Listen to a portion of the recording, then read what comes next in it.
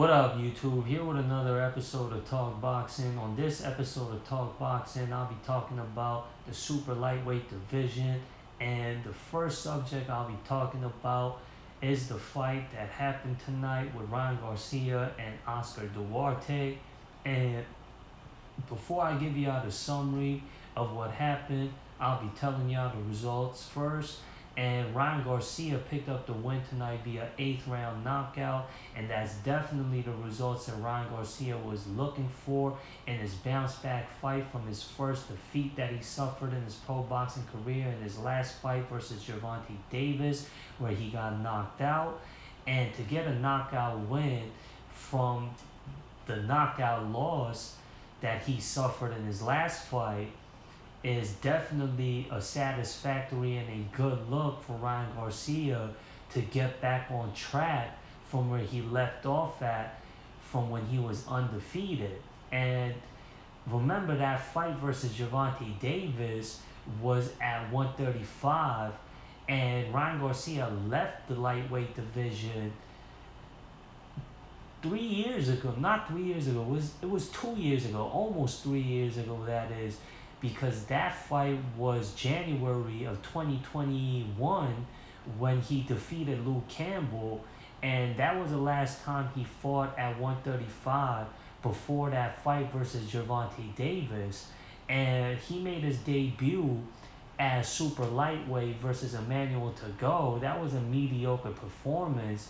However, because of that somewhat disappointing of a performance, even though he was able to stop Luke Campbell in his last fight at lightweight. And if it was up to Ryan Garcia and his camp, I'm quite sure that fight versus Gervonta Davis, because Gervonta Davis has experience at fighting at super lightweight, if they could have negotiated for that fight to be fought at 140 or close to 140 rather than it being at lightweight, then they would have made it happen, because Ryan Garcia's frame fits super lightweight better than his frame fits lightweight, because he became too big for 135, hence why he moved up to 140, because he would have to drain himself to make weight to compete at lightweight. And that's why he's more comfortable and looks more comfortable and looks more natural at fighting at super lightweight instead of fighting at lightweight. And he's only had 3 fights, including this fight that happened tonight versus Oscar Duarte at super lightweight. As I said, his debut fight at super lightweight was the fight that happened after defeating Luke Campbell versus Emmanuel Tagoe. And then his second fight at super lightweight was versus Javier Fortuna. That was a better performance at super lightweight for Ryan Garcia. And his third fight at super lightweight was versus Oscar Duarte tonight, and that was yet another better performance when compared to his debut fight at super lightweight versus Emmanuel Tagoe. And I would say Oscar Duarte is on the same level as Javier Fortuna and Emmanuel Tagoe when it comes to the level of where these fighters fight at. And not one of these 3 fighters are ranked amongst the top 10 best fighters by any of the major title organizations as super lightweight. And Oscar Duarte, he was put there from my perspective, that is, and I can confidently say that many boxing fans and enthusiasts of this sport can say that this fight was prompt to be Ryan Garcia's bounce back fight to get him back on track from the first defeat that he has suffered in his pro career, regardless of the fact that Oscar Duarte has a decent record prior to this fight, he only had one defeat and one draw, 26 victories with I think either 21 or 20 of those victories coming via knockout. And he was prompt to make this fight difficult and uncomfortable for Ryan Garcia. However, that wasn't the case at all because this was quite a one-sided fight. And to support that statement is the fact that I had this fight scored 6 rounds to 1 in favor of Ryan Garcia prior to the knockout. And the only round that I had scored for Oscar Duarte, that round being the 6th round, it could have been scored for either fighters because the last 3 rounds before the knockout round in the 8th, I'm talking about the 7th, the 6th, and the 5th round, was very close and could have been scored for either fighters. And the only reason, from my perspective, that those rounds was close was because Ryan Garcia was more defensively focused than he was offensively focused. There wasn't really a balance there. Ryan Garcia was, I'd say, 70% defensively minded, and that's why he wasn't throwing as much shots, and he wasn't stepping on the gas pedal as much as he was in the earlier rounds with his offense, and that gave a room of opportunity for Oscar Duarte to step on the gas pedal and to launch his attacks. And before that, because Ryan Garcia stayed busy and was letting his hands go, that didn't give Oscar Duarte to press forward and to work off of volume, because Oscar Duarte's style is aggressive. He is a pressure fighter. However, he is one-dimensional. That being, he likes to apply pressure when his opponents are stationary. And Ryan Garcia, he was showing improvements when it came to his mobility, his ability to maneuver throughout the ring very fluidly, agile, and fast. And that made it difficult for Oscar Duarte to catch up with his foot speed and to catch his rhythm and to time Ryan Garcia's movement. And it made it hard for Oscar Duarte to entrap Ryan Garcia and have him entrapped to a certain spot. And Oscar Duarte would have liked to have Ryan Garcia being stuck on the ropes or against the corner. That way he could launch his attacks and be aggressive and apply that pressure through volume punching. However, Ryan Garcia, I don't know if the credit has to go to his corner changing. Now he's working with Derek James, the trainer of Errol Spence, and he changed trainers from Joe Goosen to now Derek James, and he showed different arsenals and adjustments that he made. And one of those arsenals that he showed off versus Oscar Duarte tonight in this fight was his slickness and his faster upper body and head movement, and him adding that Philly shell shoulder roll defensive tactic as well. And it was working quite well for him because he did a good job at avoiding shots from Oscar Duarte in this fight. And Ryan Garcia has always been known for his hand speed. However, I thought he showed improvement when it came to his foot speed and his agility and his athleticism and better reflexes and better ring generalship and doing a better job at maintaining distance and sticking out that jab and maneuvering to where he can dictate where the fight is being fought at, and doing a good job at staying off the ropes and off the corner and pivoting out of the way to have the fight being fought at the center of the ring where he has more space to maneuver and to create different angles to attack from and to maneuver whatever direction that he wants to maneuver in.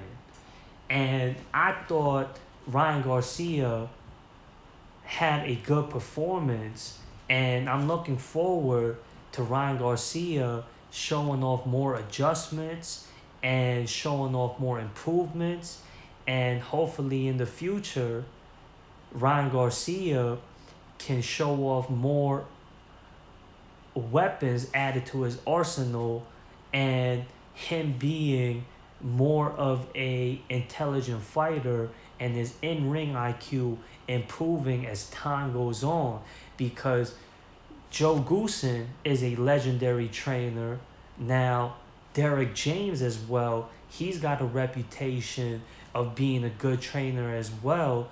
So Ryan Garcia working with trainers with reputations such as a Joe Goosen and Derek James is a good look for Ryan Garcia, and helps him sharpen his skills and learn the game better. And this adds on to his experience and makes him a true student of the game, and his natural abilities such as his hand speed, his ability to place his punches together, and his flow and his combos and his hand speed, and now his agility of athleticism being displayed through foot speed and movement and ring generalship. And now he's showing off that he's improved with his defense, and he has multiple ways of defending himself and avoiding shots from his opponents, which is a good look for Ryan Garcia. And hopefully he continues to go on a uppity slope for when he faces tougher challenges as he climbs up amongst the ranks as super lightweight, because during his post-fight interview, he did say he wants to challenge for any of the titles as super lightweight. He called out Rolly Romero, and Rolly Romero is the current WBA super lightweight champion. Ryan Garcia, I say, regardless of the fact that he's not a champion as super lightweight as of yet, he's still a bigger draw than Rolly Romero. And Ryan Garcia is, I say, one of the biggest names as far as drawing wise. He's definitely one of the most recognizable names at super lightweight, and that's why Ryan Garcia should be in strong contention to potentially challenge for any of the titles as super lightweight. And Rolly Romero, because of his outlandish style and his trash talking outside of the ring, makes him a draw as well. And that fight, due to their outside of the ring antics, can call for a pay-per-view worthy bout. However, as a boxing purist speaking, I can say that's not a pay-per-view worthy fight paper-wise, and that's why I say that fight, just skills alone, isn't pay-per-view worthy. However, promotionally speaking, I can see how that fight could end up being a pay-per-view fight. And Ryan Garcia, I don't know if he's gonna stay with Golden Boy. I don't know how his contract is looking. I don't be paying attention when it comes to promotional contracts and things like that. If it gets mentioned to me, then sure. However, he's been beefing with Golden Boy, Oscar De La Hoya, and Bernard Hopkins because he doesn't like the way how they've promoted him. There's definitely dispute between those two parties. Now, I don't know if Ryan Garcia is going to be a free agent. If Golden Boy does decide to free him from his contract, I heard that Ryan Garcia can fight the latest signee of Golden Boy, that is Arnold Barboza. And Arnold Barboza has been amongst the top 10 super lightweights for a while now. And that would be a tough test for Ryan Garcia if he was to fight Arnold Barboza for his next fight. And that would be an easy fight for Golden Boy to make if Ryan Garcia's contract with Golden Boy is in fact still intact and they don't let him go, regardless of the fact that they got a dispute going on right now.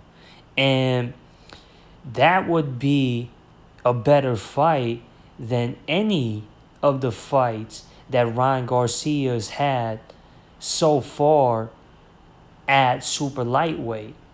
Because, as I had mentioned before, all three fights that he's fought at super lightweight, none of those opponents been amongst the top 10 by any of the title organizations at super lightweight.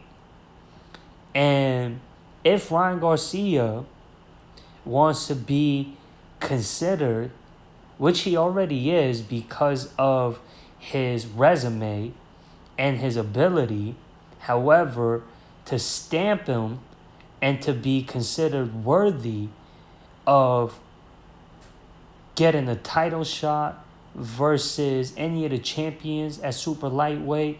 And right now the super lightweight division has got a open slot, I would say, because there's no unified champions at super lightweight right now. That's why there's opportunity there for Ryan Garcia to easily become a champion at super lightweight.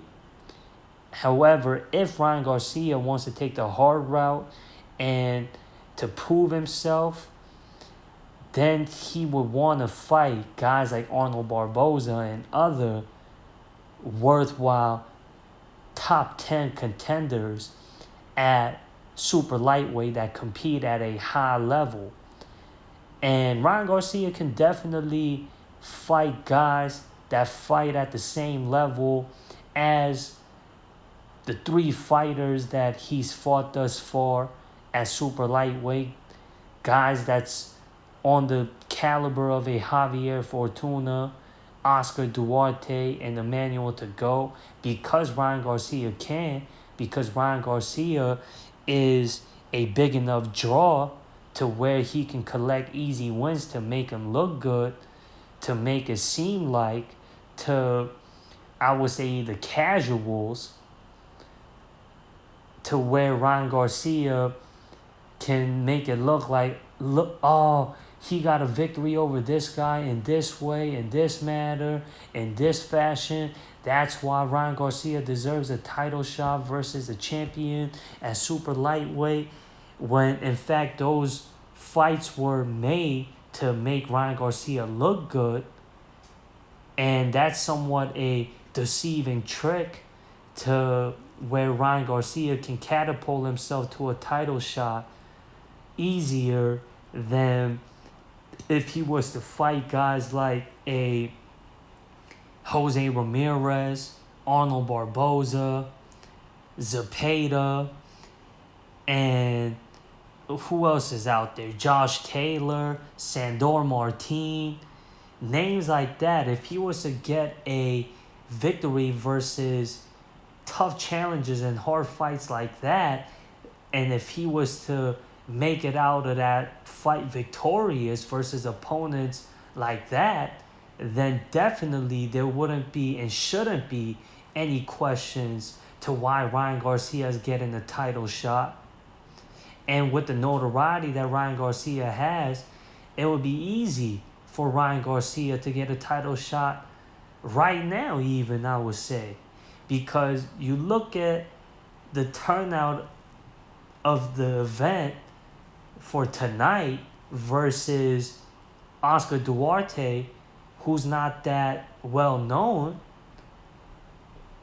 This fight was being hosted at the Toyota Center in Houston. That's not a small venue. That's how we know that Ryan Garcia has clout. He's got a big following. And if he's able to draw enough people in the crowd for a fight of this magnitude, imagine if he fights worthwhile opponents like a Arnold Barboza, or if it's for a title as super lightweight. Anyways, that does it for my post-fight thoughts from this fight with Ryan Garcia and Oscar Duarte. Moving on to the next subject. I'm going to be talking about another fight that happened a month or two ago as super lightweight. That was a fight between Jack Catterall and Jorge Linares. And Jack Catterall, ever since he fought Josh Taylor, where I thought Jack Catterall should have walked out the undisputed super lightweight champion, because I thought he had won that fight versus Josh Taylor, and Josh Taylor's first fight back, his welcome home fight back after becoming undisputed super lightweight champion in Scotland. Jack Catterall has been ranked amongst the top 10 super lightweights by not only title organizations, but by many boxing outlets and media. And he climbed up amongst the super lightweight division's rankings by getting yet another impressive victory over on a three-divisional former world champion, a veteran, Jorge Linares, in a good, clean performance. It was a clinic. I had this fight score 118-110 in favor of Jack Catterall. I like Jack Catterall's style. He's got a slick, classic boxer puncher style. He's tactical, he's intelligent, and he's accurate with his punches.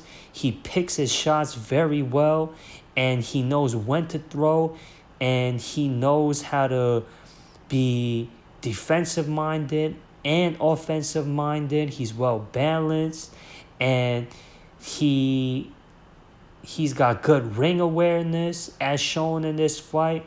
And to pull a performance off like this and outsmarting a very gained, very well-experienced fighter like Jorge Linares further proves that Jack Catterall is a legitimate fighter that is amongst the elite as super lightweight. And as I said, Jack Catterall, he had a good fight. He outperformed, outboxed Jorge Linares, and he made it really difficult for Jorge Linares by having Jorge Linares not be able to counter Jack Catterall's jab. And Jorge Linares, how he likes to have his fights fought is capitalizing off of his opponent's mistakes. Jorge Linares is a very fast, reactive counterpuncher that capitalizes by making his opponents miss their shots and countering with his speedy, fast combination of punches. And Jack Catterall didn't give any room of opportunity for Jorge Linares to outspeed him with his counter punches, because Jack Catterall kept on peppering Jorge Linares with his jabs and his 1-2 was successful and accurate. And Jorge Linares, he didn't have that in time fast reaction to Jack Catterall's jabs, and Jorge Linares was hesitant because of Jack Catterall's constant jab and his constant 1-2s, and Jack Catterall's ability to stay busy and to maintain that distance from where Jorge Linares couldn't find a range to launch his attacks. Hence why Jorge Linares kept on jittering more than throwing, and he was pre-slipping, moving his head when punches weren't throwing. Jack Catterall did a good job at keeping Jorge Linares on the fence with guessing of when Jack Catterall was going to throw his jabs and throw his punches, and Jorge Linares couldn't get past the punches of Jack Catterall, and that mostly being the jab and the straight right hand or the straight left hand, because Jack Catterall was a southpaw, and Jorge Linares couldn't push forward and apply pressure, and that's not Jorge Linares' style. As I said, Jorge Linares wants to outspeed his opponents by counterpunching and capitalizing off of misses from his opponents, and Jack Catterall was accurate with his shots. That's why Jorge Linares had nothing to capitalize off of. And Jack Catterall, this definitely should put him in strong contention and make him a strong candidate to contend for any of the world titles at super lightweight. And I would say the ideal fight for Jack Catterall to have next is a fight versus Josh Taylor, and that would be a tough test for Josh Taylor to want to bounce back from his defeat that he suffered in his last fight versus Teofimo Lopez, where he lost the WBO and the Lineal Ring Magazine super lightweight title. And I'm sure Josh Taylor and his camp would like to have an easier fight than to fight Jack Catterall, and that fight was controversial because a lot of people thought that Jack Catterall should have walked away the winner, and Josh Taylor was gifted a decision, and that's why Josh Taylor would prefer, if I was in Josh Taylor's corner, I would recommend for Josh Taylor to take another fight versus a easier opponent, because Josh Taylor is already more of a draw and more of a marketable name than Jack Catterall, and Jack Catterall would pose a threat to Josh Taylor to having not only yet another poor performance, but a potential possible loss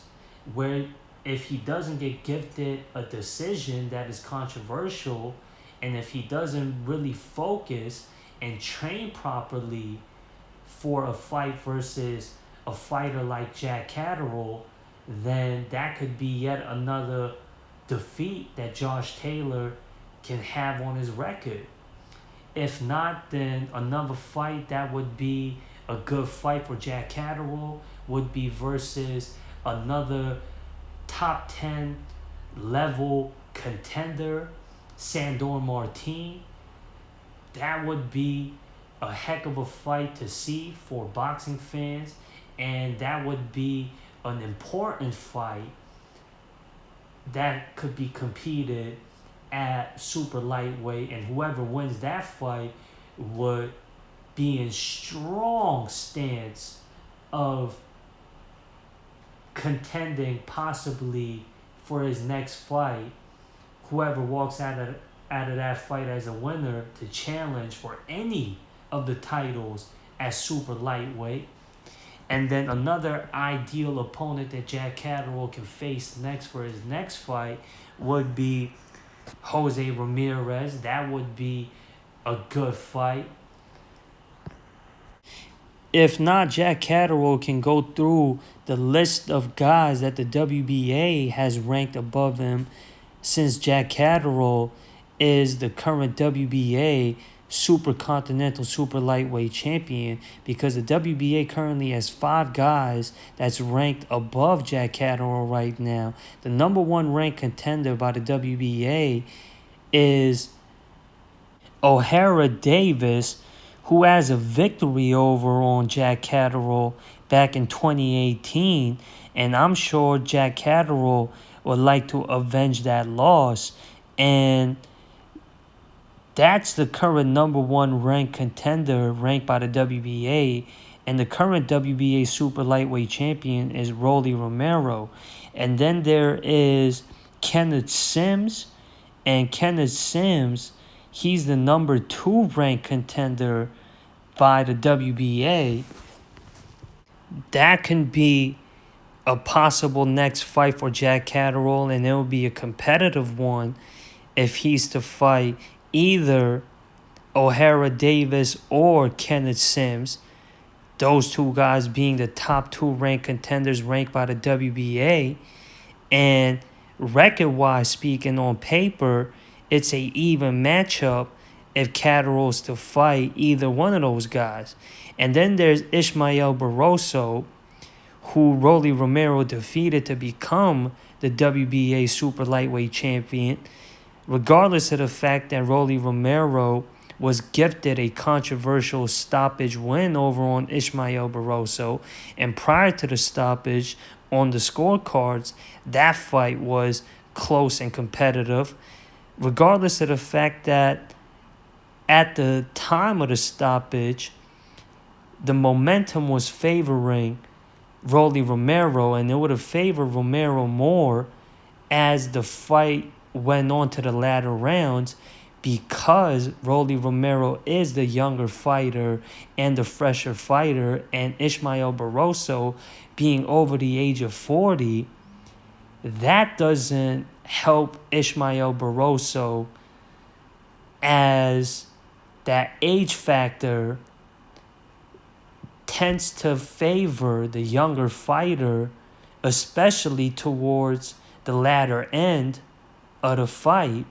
And as I said, the momentum was favoring Rolly Romero, and Rolly Romero was winning the fight and the rounds that was closer towards the end of the fight, regardless of the fact that Ismael Barroso wasn't in serious trouble when that TKO happened. And an experienced referee like Tony Weeks should have had the awareness and the discernment to know that Ismael Barroso wasn't in any deep trouble and wasn't really hurt by the attack of Rolly Romero that he was launching on Barroso in the corner when the stoppage happened. However, if the fight was to continue, I'm quite sure Rolly Romero would have been able to pick up a decisive decision win because of the flow of the fight and how it was looking before the stoppage. And that's if Rolly Romero wasn't able to pick up a stoppage win. Hypothetically speaking, that's if Rolly Romero didn't get a stoppage later on. As to if that stoppage that happened in that fight didn't happen.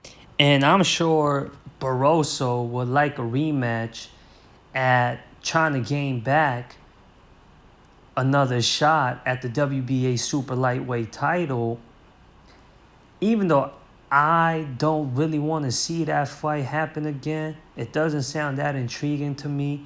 As I said, Rolly Romero would have most likely won that fight, And I say that with confidence because Rolly Romero was edging out Ismael Barroso towards the stoppage right before the stoppage happened. Rolly Romero was starting to decisively have the momentum go towards his favor. And that's why I say Rolly Romero would have been able to pick up if not a knockout or a TKO win, he would have been able to pick up a decisive decision win. Hence why I don't want to see that rematch. And Ismael Barroso isn't getting any younger. And Rolly Romero, him being a recognizable name amongst not only the super lightweights, but in all of boxing because of his style and his trash talking outside of the ring, he can have a fight of a bigger magnitude than having another fight versus Ismael Barroso. And that's a fight versus a guy like Ryan Garcia, who is also ranked above Jack Catterall.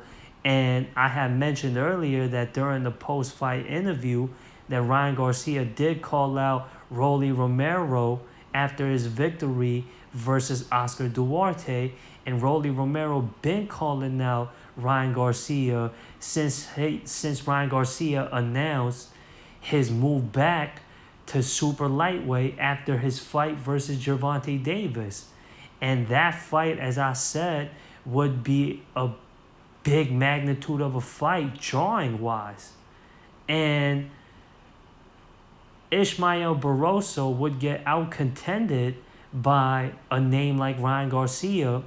And that's why it doesn't make all that much sense for Jack Catterall to want to fight Ismael Barroso to climb up and surpass these fighters that are ranked above him by the WBA, for Jack Catterall to potentially have a title shot at the WBA super lightweight title, and a fight versus a guy like Kenneth Sims, O'Hara Davis, a Ryan Garcia, or a Batir Akhmadev, who is also ranked above Jack Catterall by the WBA, would be a tougher challenge and more of an intriguing fight than a fight versus Ismael Barroso. And Jack Catterall, if I was his promoter and in his corner, the most idealistically a pleasing fight for Jack Catterall to have next would be versus Ryan Garcia, who's one of the biggest names that's notable in all of boxing. That can help Jack Catterall not only climb amongst the top of the ranks in his division, but in all of boxing. It would help Jack Catterall's name become a draw worldwide, globally. And for whatever reason, Jack Catterall isn't ranked amongst the top 10 by the IBF or the WBO. And the WBO title, which is held by Teofimo Lopez, and the IBF title, which is held by Sabrio Matias. And I could see Jack Catterall challenging for any of the super lightweight titles, and he's ranked number 6 by the WBC as well, and that title is held by Regis Prograis, and this is who the WBC has ranked above Jack Catterall. Sandor Martin, Gary Antoine Russell, Jose Ramirez, Arnold Barboza, and Sergey Lipinets, and that's in order, by the way. And any of those guys would be a good tough fight for Jack Catterall to have next to climb amongst the ranks of the WBC. And speaking of the WBC title, the next and last subject that I'll be talking about on this episode of Talk Boxing is a preview to next week's fight for the WBC Super Lightweight title with Devin Haney, the former undisputed lightweight champion, challenging the current WBC Super Lightweight champion Regis Prograis in his debut fight as Super Lightweight. Now, before I give y'all my predictions, I'm going to tell y'all why I'm predicting who I think is going to win this fight. And the reason to it, I'm going to go with Devin Haney to win this fight via decision, and that's solely based on style. And I think Devin Haney, his superior boxing skills is what's going to lead him to a win next week. And his better in-ring intelligence is also going to be an adding factor to why I'm picking Devin Haney to win this fight versus Regis Prograis.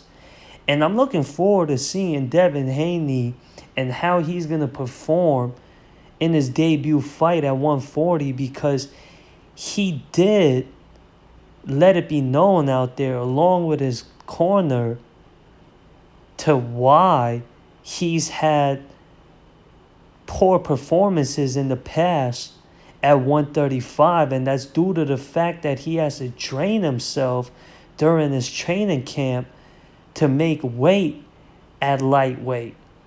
And his frame fits 140 better than his frame fitting 135.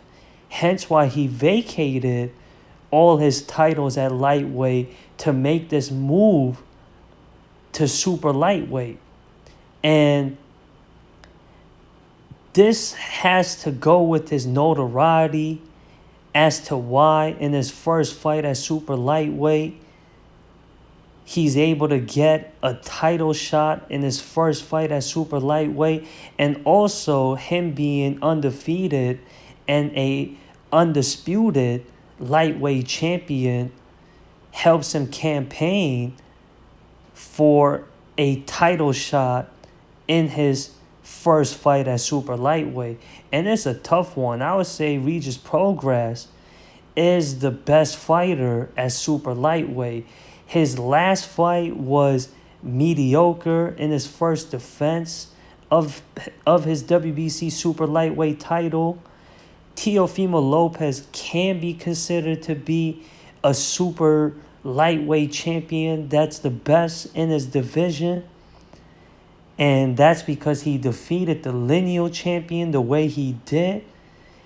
But he doesn't have the experience that Regis Prograis has as super lightweight. Regis Prograis has been fighting as super lightweight for longer than Teofimo Lopez. Teofimo Lopez does have the better resume because he was a former unified lightweight champion at lightweight. And that fight is definitely one of the main reasons to why Devin Haney wanted to move up to super lightweight, despite the fact that his frame no longer fit lightweight anymore, is because when both Teofimo Lopez and Devin Haney was fighting at lightweight, the only reason why Teofimo Lopez wasn't the undisputed lightweight champion is because the WBC lightweight title was held by Devin Haney at the time. And for Devin Haney to fight the two of the best fighters and champions at super lightweight in his debut fight is a good look. And definitely proves Devin Haney being a eager fighter that wants to be considered the best wherever he goes. And now I'm going to tell y'all the reasons to why I'm picking Devin Haney with more in-depth analysis.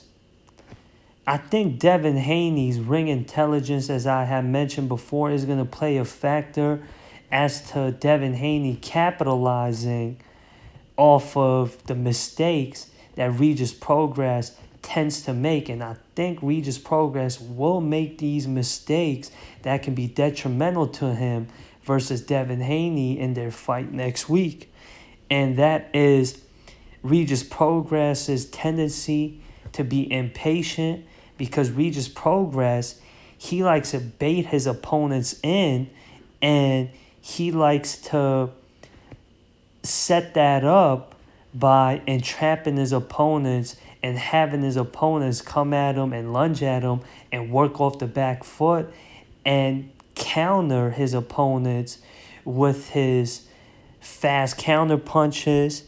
And when his opponents get in close range, Regis Prograis does a good job at outworking his opponents in close proximity. And Devin Haney, he's not going to have the size advantage that he had at 130, 135 when he fights at 140. And that's why he's going to want to lure Devin Haney in. And Devin Haney, he's got the in-ring IQ and the intelligence to not fall for these baits. And Devin Haney is a boxer as well. And he likes to maintain distance as well. And Devin Haney likes to maintain that distance and set the range and the tone of the fight by placing his jab. And Regis Prograis tends to do the opposite. If his game plan doesn't work, he likes to lunge forward by placing his jab. And he does a sloppy job of that when he tends to show those tendencies of being impatient and overzealous to want to have the fight that he wants to fight. And his fundamentals start to become sloppy, especially when it comes to his footwork. When he throws his lazy jabs, he leaves himself open for counters, and a smart fighter like Devin Haney can take advantage of that. And Regis Prograis, he tends to lead with his back foot, stepping forward first rather than his lead foot, and that could put him in bad positioning and have Regis Prograis off balance, and Devin Haney could pick him apart when Regis Prograis makes these technical errors.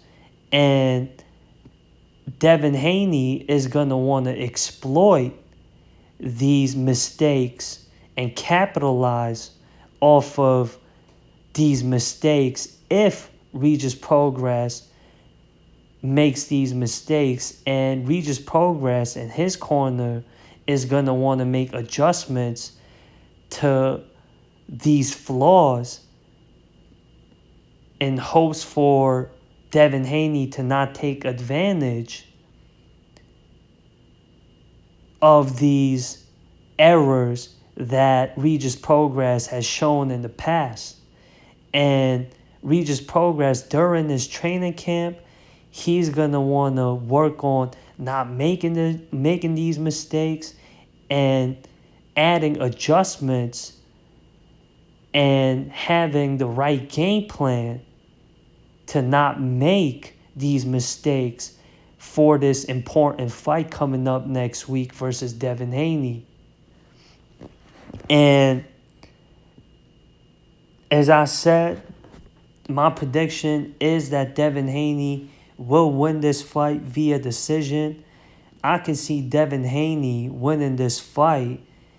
Majority of it, I could see this fight being scored 8 rounds to 4, if not 9 rounds to 3, in favor of Devin Haney. I think Devin Haney is going to set the tone for this fight, set the pace for this fight.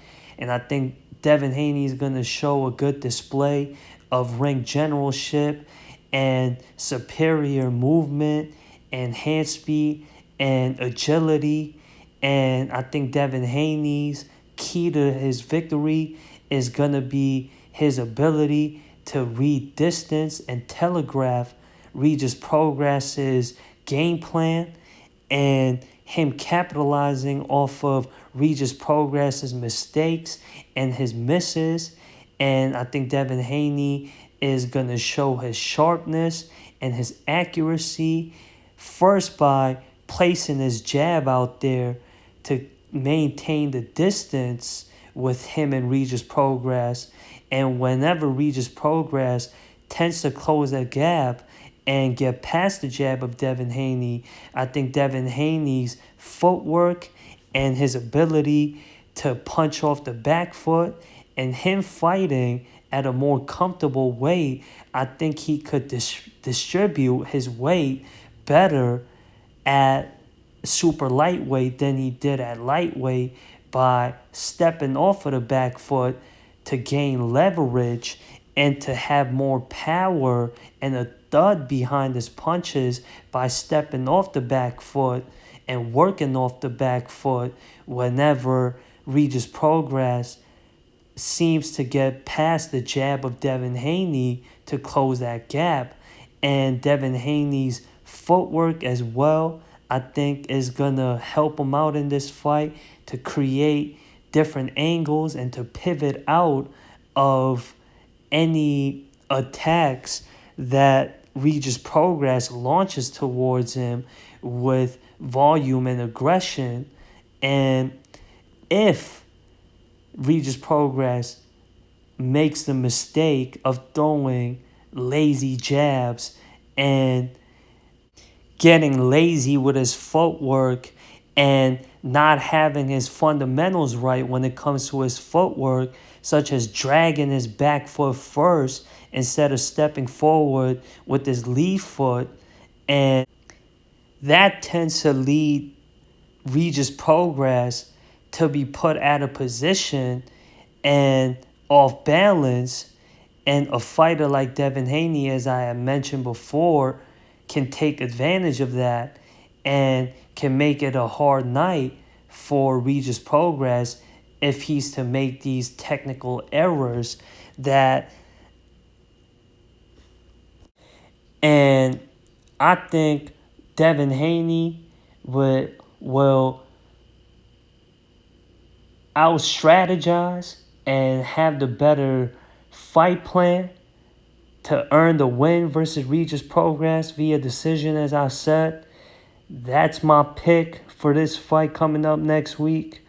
Y'all let me know who y'all picking and why y'all picking either Devin Haney or Regis Progress. And let me know y'all thoughts in the comments with all the subjects that I had covered on this episode of Talk Boxing. And subscribe, share, like, and go hit the links in the description to show y'all support for this channel. Anything would be appreciated.